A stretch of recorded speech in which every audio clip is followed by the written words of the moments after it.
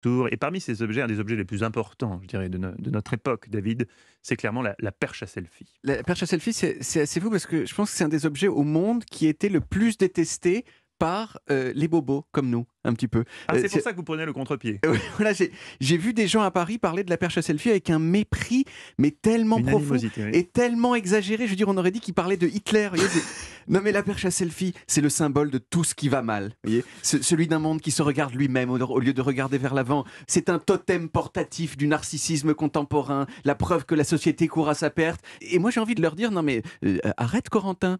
Parce que souvent, les gens qui disent ça, ils s'appellent Corentin. Souvent, oui. Voilà. Et parce que moi, j'ai envie de lui dire, je suis avec ma famille à Montmartre, j'ai envie de prendre une belle photo, avec la perche à selfie, c'est mieux.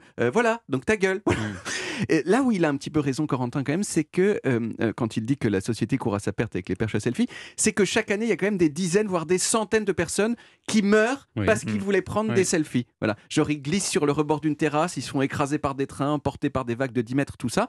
Et le truc un petit peu rigolo, c'est qu'on trouve d'ailleurs des articles dans certains tabloïds qui publient la dernière photo retrouvée dans le téléphone de ces gens morts. Et des fois, ces derniers selfies avant de mourir, eh ben, ils sont moches, mal éclairés, mal cadrés. Et on se dit quand même, mourir pour un selfie, d'accord, mais mourir pour un selfie raté, quand même, là, non, ça va trop loin. Alors moi, j'ai eu une perche à selfie en 2014 et j'ai trouvé ça... De votre plein gré. Enfin, on me l'a offerte, mais disons que j'ai trouvé ça quand même assez super. À une petite exception près quand même, c'est quand vous recevez un appel et que pour aller plus vite, vous répondez avec la perche encore attachée au téléphone. Et là, vous avez l'air super con, surtout quand on vous appelle pour vous dire que vous êtes licencié. Voilà, vous dire s'il y a un petit truc ridicule. Mais tout ça, ça ne nous dit pas depuis quand ça existe, la perche à selfie. Eh bien, pour le savoir, je suis allé à Miami. Voilà. J'avais vraiment très très envie de savoir, donc j'ai fait 6 heures d'avion.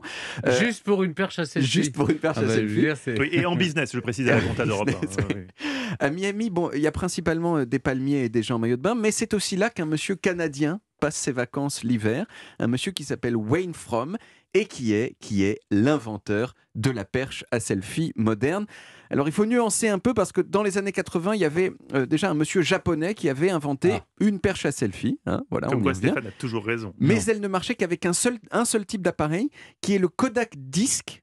À cette table, je pense qu'il n'y a que Stéphane et Olivier qui peuvent vraiment se souvenir du Kodak Disc. C'est un appareil Surtout Kodak. Stéphane.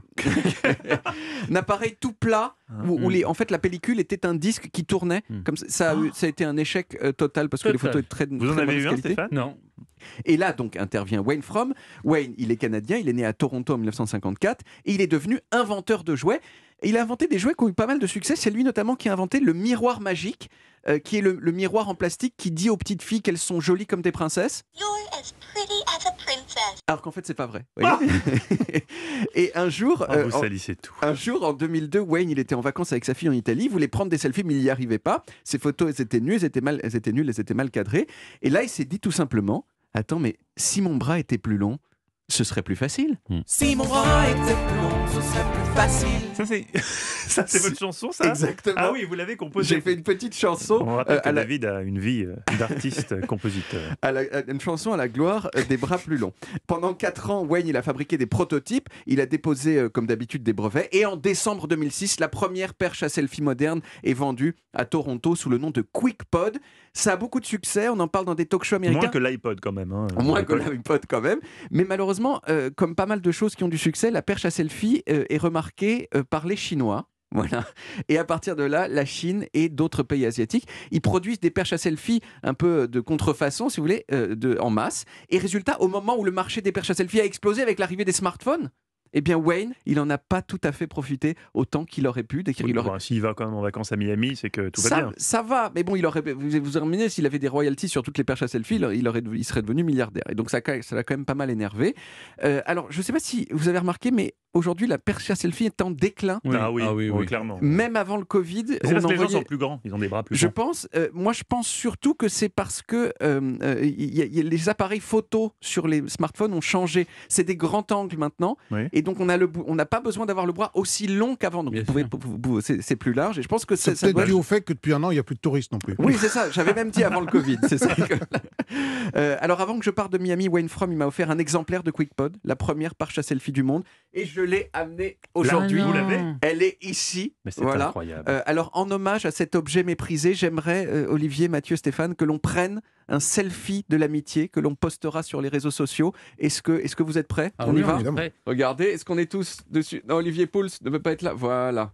Vous êtes prêts ? On y va avec la perche à selfie de Wayne From. 3, 2, 1. C'est un des plus beaux selfies. C'est un des plus C'est un beaux des plus beaux selfies. Et personne n'est mort pour le faire. Ça, Pas encore. Attendez, Olivier Pouls ne s'est pas encore assis. Laissez-le En tout pour cas, le sérieux. merci beaucoup David Castel-Lopez. On retrouve les origines en podcast sur toutes les applis audio et sur le site europe1.fr. Et maintenant,